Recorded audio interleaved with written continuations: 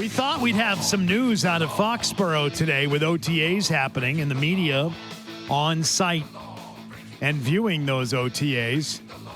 But in typical Patriot fashion, they've been caught breaking the rules. Wow.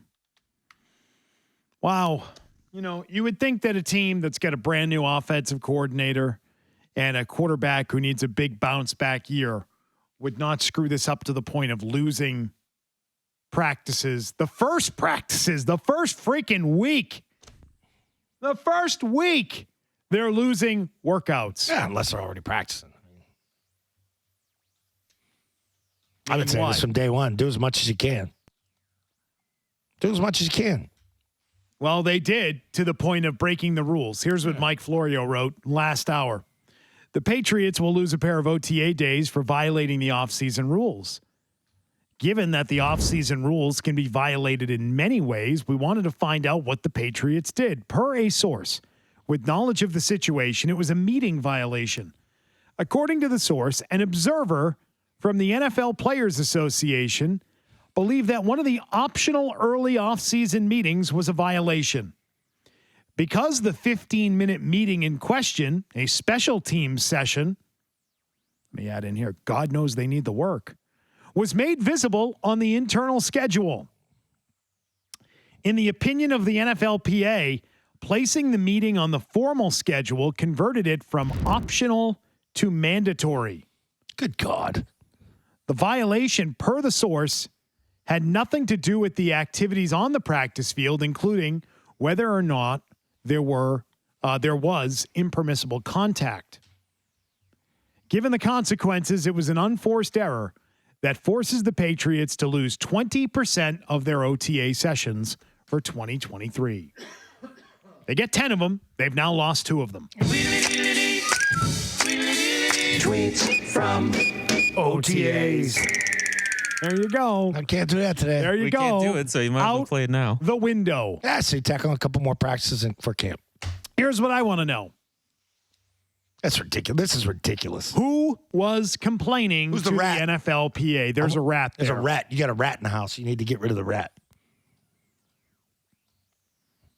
You want me to believe that an NFLPA observer, came on in and was going over the off-season May schedule? No, some rat in-house took a picture of something and sent it to somebody. Somebody complained. Yep. Somebody said we're doing too much crap here this offseason. Yep. We can't handle another 15-minute special teams video session. Give me a freaking break. This is stupid.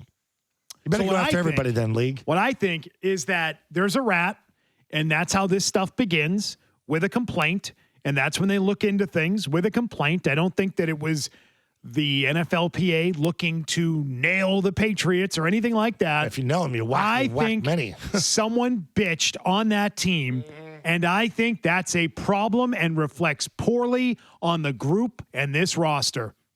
Somebody complained that there's just too much work going on. It's not a young guy. These are always veterans that complain. Right. So what rookie is complaining to the NFLPA? What you're wide out. Your head's third spinning. year guy is complaining? You're in there doing extra stuff. I mean, this is some veteran that bitched about something. This is the way this thing goes down. But also, who would they be bitching about?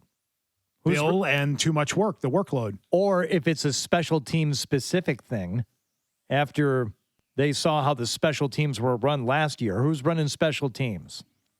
Still? Yes. Oh, Cam McCord is still See, the funny thing to me is that Joe Judge is in there consulting. Yeah, so if there are 2 guys that you were probably particularly unhappy with after the way things were coached up last season, those 2 guys, along with Patricia, who isn't there anymore, would be at the top of the list. You know what? Screw those guys. Scheduling me. We're not even supposed to be doing this. Hey, guess what? Look at this. Yeah. Rewatch your special teams from a year ago. You should be doing everything, and you should have Bill, Judge, and Cam McCord in there. Do you think it happened in that order, or do you think someone complained and said, hey, we've got all kinds of meetings going on here, and then they waited and looked and found a violation? You know what the problem is, too? So that's why I don't think it might. That's why I'm not convinced it would be special teams specific. It could have been any member of the team on any side of the ball where they have had these same exact things going on that have been optional but have really unofficially been mandatory. Here's your problem. And the one they nailed them on was that they they put it on the schedule. And so if they hadn't put it on the schedule, what they were doing was not a violation. It's that they posted it internally on their schedule, which feels like a very weak violation, but would speak to, hey, like a lot of teams, we're working hard here. Yeah. We're having all kinds of things that are technically an optional thing, but really we want you here. And part of the problem here with these workout sessions in the offseason is you have different periods where you can elect to go in, and you always want to lift with the same type of group. DBs want to lift with wide receivers. Running backs want to lift with the backers and the tight ends. Offensive linemen work out together. It's easier in the weight room to do that. It's easier to run them. The problem is, say you do a 7 to 9 a.m. session or 5:30 in the morning. You're in. Oh, crap. We got to come at 1:30 because we got this optional 1:30 p.m. meeting. And I can F my whole day up. I already went in, did all my work. I'm a veteran. I see this. Now I'm going to bitch about it. That's how you get this happening.